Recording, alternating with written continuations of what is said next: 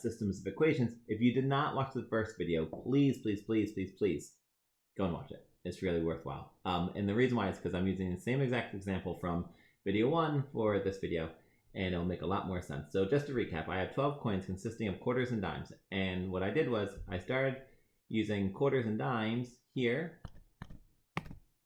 You can see, quarters and dimes. And what I did was I'm saying my quarters are going to be my x values, my dimes are going to be y values. And when I did that, you can see I started 0, 12, 1, 11, 2, 10, 3, 9. The change in dimes over the change in quarters, so the change in y over the change in x is really negative 1 over 1. And I highlighted here in blue that when x equals 0, y equals 12. So the equation of this line would be, yes, Phoebe? Can I tell them something? If you'd like to tell them something, hurry up. Now, on the second portion, I have over here $1.50 using quarters and dimes. Now, once again, my quarters were my x values, my dimes were my y values. No, you cannot draw in here. Thank you very much. What do you need to tell them? Don't be fresh either, because I'm doing a video for school.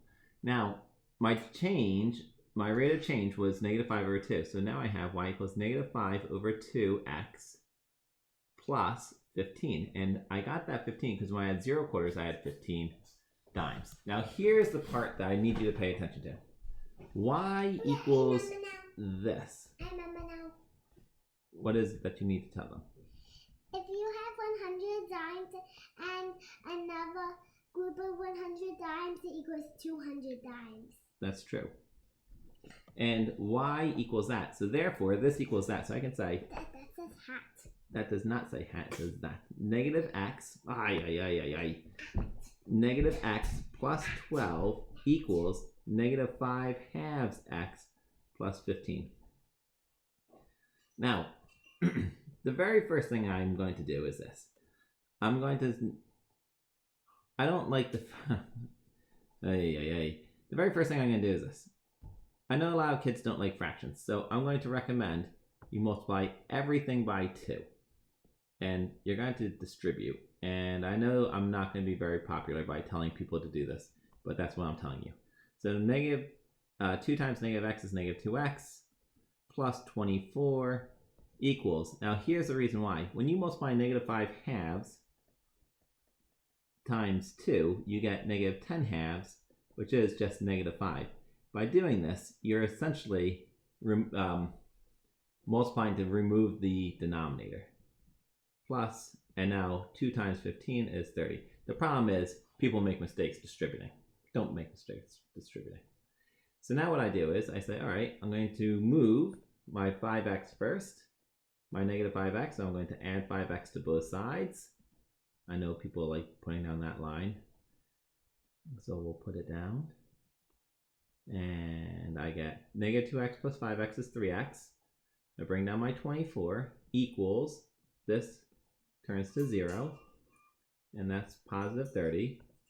So now, looks like I'm going to end up using all the colors I like.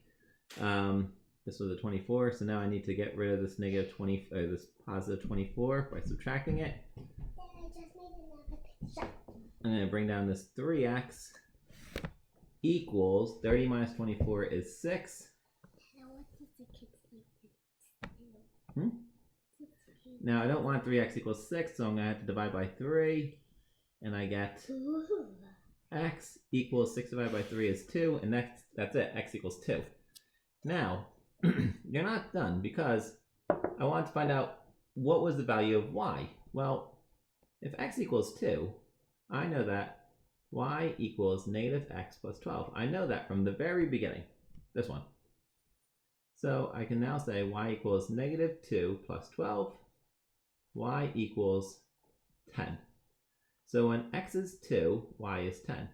Now if I've done that right, and I sure hope I have, I can now double check. But did you just fart? Gross. I can now say y equals negative 5 over 2x plus 15. Now, if this is correct, y should be 10, And that should be a dragon. x should be 2 plus 15. And that should be a dragon. So let's double check. So I'm going to bring this down. 10 equals, the 2's will simplify. I get negative 5 plus 15. 10 equals 10. So I was correct. The answer is 210. So I'm going to very, very, very quickly recap what I just did. And I do hate that I'm going so fast. I started with 2 equations. This one and this one. This is the method by substitution. And because it's y equals this and y equals that, I can just set the part that y is equal to each other. Can I quickly do something? No, you may not.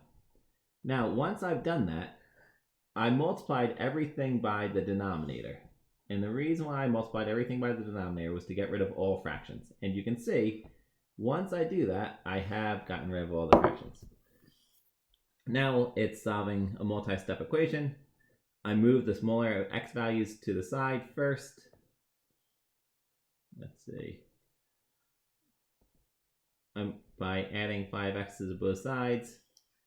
Then, now I only have a constant on one side.